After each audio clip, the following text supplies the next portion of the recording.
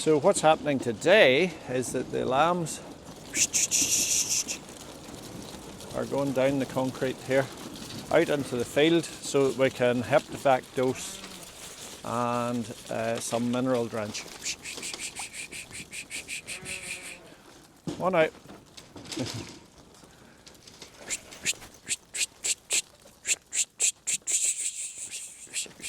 Heel, heel, heel.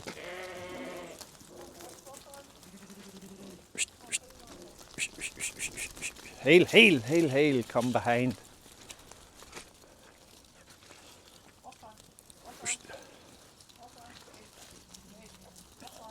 Heel, heel, heel.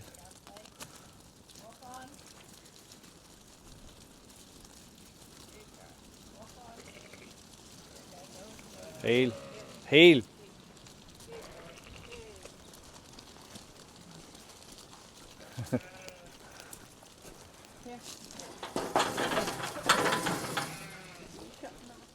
Yeah, I'm going to shut the gate at the bottom here, Barbie.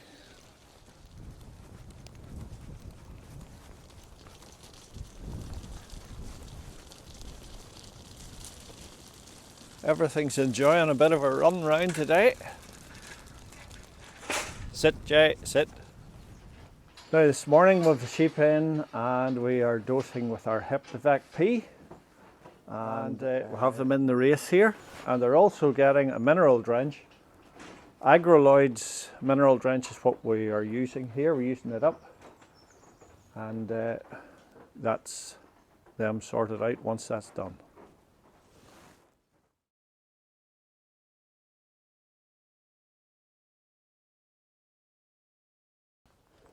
There you are now, folks. That's us home again, jiggity jig, through the MOT. Always a great feeling.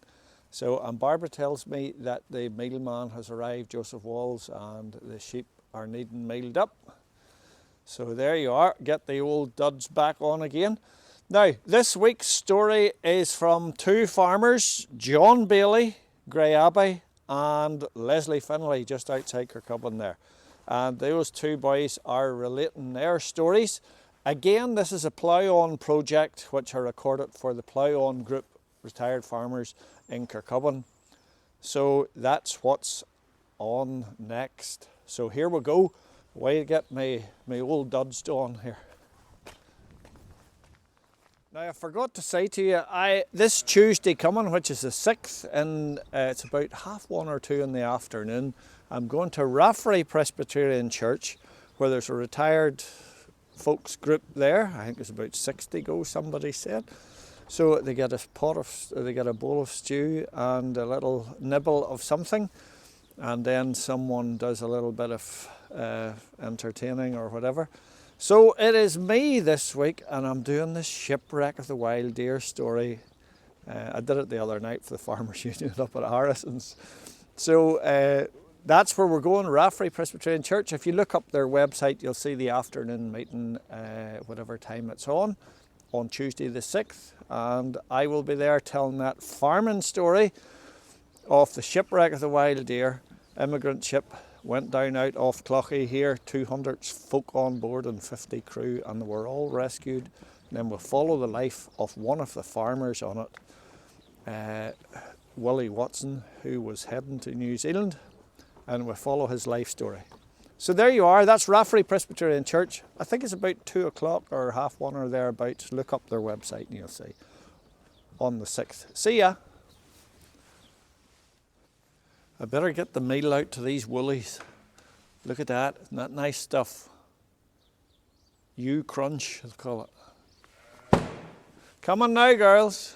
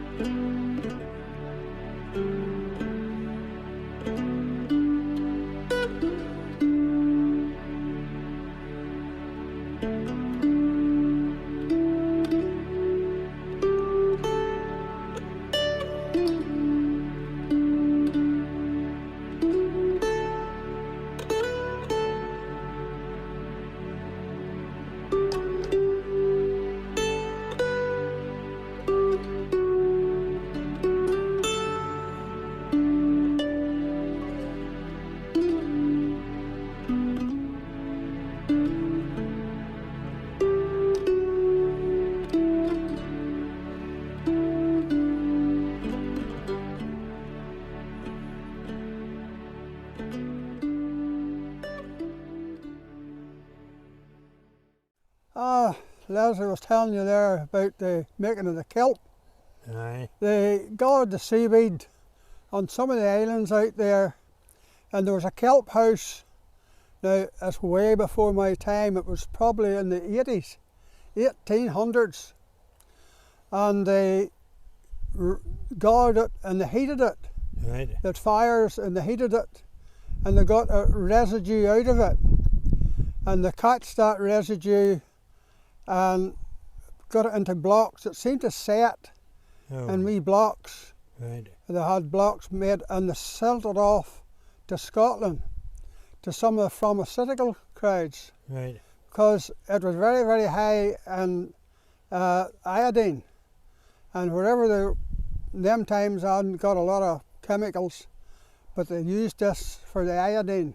Right. And they got money for it. So they must have done that way back in 1800 or so. My grandfather never even remembered them doing it. But I heard them talking about this kelp house. Yes. And there wee hooks, and the hooks were nearly a 3/4 circle. They'd actually slip them in below the rack and cut the rack. And they stewed it or heated it till they got this residue out of it, and that was the kelp. Oh. And they got it in the blocks, and they sent it off to Scotland. Now, any more about it than that before my time. Aye, very, very interesting, that now. Aye, well, that's part of the history. Right. But my forefolks, the Baileys, had been at this at a time. Generations ago, right. Aye. They're cutting the seaweed Right. out on the platties, and they would go out there in the boat just when the tide was going out, Yes. and they would start and they'd cut round the top of the platties while the water was up, and they'd work around and around. And they put a rope out round the bit they wanted to, they were going to cut, and they cut it all off with wee hooks, and then they rode the rope with this rack after they had it cut. Right. They rode the rope as much as to make a good deep thing for to hold the rack in. Oh, right. And whenever the tide came in, the rack would rise, and this rope would hold the rack and that consortium of it. So they headed off the end, as soon as they got it floated, they headed off the end of the boat and hauled it in to the inshore. Oh. And they'd have to anchor the boat and pull, and it was all right if the wind was in the right direction. Aye. But if the wind was going the wrong way, the work would sometimes get away and head off to Calinchi. Aye. So they weren't going to go there with a horse and cart to get it from Calinchi. But they would try and get it into a nook here somewhere in the inshore, and then they would cart it off with a horse and cart. That seaweed then was their fertiliser for the little or nothing else. There were no bag stuff. Aye. There were no artificial. So they carted the rack off seaweed for they make manure for the potatoes, yes, and whatever they were growing. You know, it was hard work. They would maybe had 30 cart loads of rack in the one fleet. They called it a fleet. Aye, aye. So it was work, and it was a horse's work, like, you know. Oh, aye, aye. Kept them going.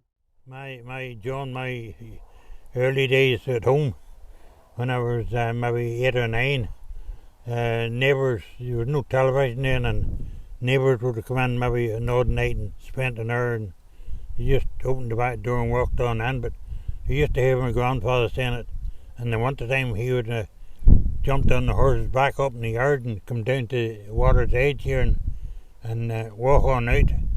And the horse he had, whether it was a horse or a mare, I don't know, but the horse walked on out, and when it got a certain depth, the horse swam on its side. Oh. And he was on the horse's back, and he said you had to watch just now the horse got out of its depths, and he said you had to slide over. You know, and he said the horse was a powerful swimmer on its side, and he went on out to the island. He went out low tide too, and he took a hook and one or two things with him, and he cut the seaweed. And he went out several days, and then the next high tide brought the seaweed in. And but he says you had to watch and not wait too long for if you got something like a spring tide. Mm-hmm. You got a very high tide then, and that could have washed the whole lot out. Went away, So disappeared. he went out to the islands 2 or 3 days, and then this next tide was brought it in, and then he started then, brought the horse and cart down and loading it and took it into the fields. As you say, it was all the fertilizer they had then, but it was all manual hard work then, you know. No tractors or anything on the go for loaders and things in the way back in them days. It's all great. But it was very interesting to hear him saying, but the way the horse went out a certain depth and then she rolled onto the side. And she was great. Somebody told him the horse was on the side was a better swimmer than I see that. the ordinary way, you know. I never thought it would have done that. So that's what he did in the winter time. Went out to all the islands, you know, and then he said now he worked as long as he could to the island to the tide come in, and he just got a bit of stone and tied the horse to him. And when I was bit, he just had to jump onto the back of the horse again and they come. I was talking a minute or two ago there, John, about my grandfather. Grandfather had 3 sons, and one passed away when he was 12-year-old, and the other passed away at 26.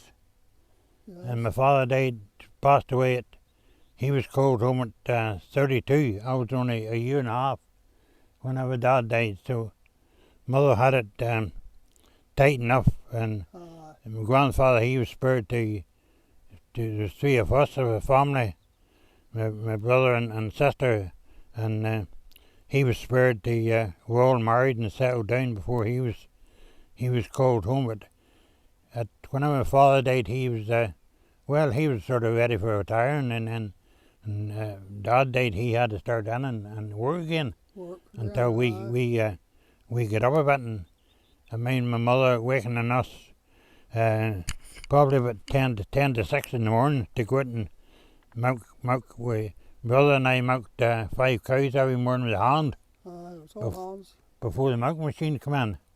And my sister, she milked 4 cows because she, I think maybe she was a wee bit smarter than us too, and she had to get the bus for Eden House at around 8 o'clock. So we milked 5 cows every morning. And before we went to school and worked, got in, got our breakfast and got tidied up and went to school. And 25 to 8 every morning, the milkman come in. Ernie, the milkman from Kircubbin, he came in with his Morris 10 bon and a 12-gallon milk churn on it. And we had the 12-gallon milk cans in the corner of the bar. And Ernie come in and my brother and him would have filled his 12-gallon milk can out of her milk can, and it wasn't pasteurised or anything away in them days, John. And he took it, put it in the van, and as we tapping his 12-gallon milk can, he delivered pints and half pints through Kircubbin.